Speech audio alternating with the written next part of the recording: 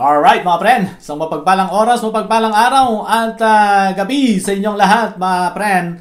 At sa oras na ito ay ako po muli ay nagbabalik, kanyo pong kaibigan sa ere, Margan Channel, Margan Thoughts, Margan Things. Yan, Margan. Bahala na kayo anong itawag nyo sa akin. Right? So, hindi pa ako nagpapatawag ng pastor dahil hindi pa ako karapat-dapat na tawagin na pastor. Alright?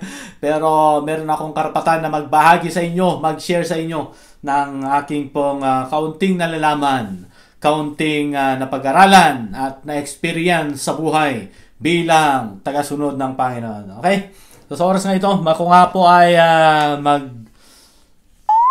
sasalamin dahil may nagsasabi na ako raw ay naghihipnotismo.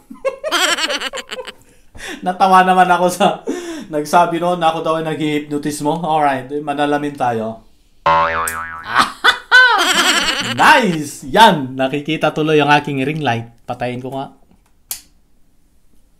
Yan! Ayan mga friend. So, what's up? So, yan. Wala na kayong nakikita na hindi nyo na nakikita ang aking mata. At hindi nyo na sasabihin na ako ay nanghihipnotismo. Grabe naman kayo mga friend. Tumitingin lang ako sa camera, nanghihipnotismo na agad. Kung hindi naman ako titingin sa camera, sasabihin nyo na naman na hindi ako makatingin. Ba't hindi ako makatingin sa camera? Hindi ko kayo maawatan. Hindi ko kayo maawatan mga friend. So yan, muli, magandang araw, magandang oras at magandang gabi po sa ating lahat. Sa oras na ito ay ako po ay muling nagbabalik sa ere, ang inyong kaibigan, Margan Thoughts, Margan Things, Margan Channel. Yan! So, ito po ang nais ko pong gawin sa buhay. Alright? Dahil uso-uso na ngayon ang mga vlogging, mga vlogger. Yan, ang dami-daming mga vlogger. Nagsikalat na sa kahit saang lupalok ng daigdig. Merong mga vlogger. Ayan. Oh.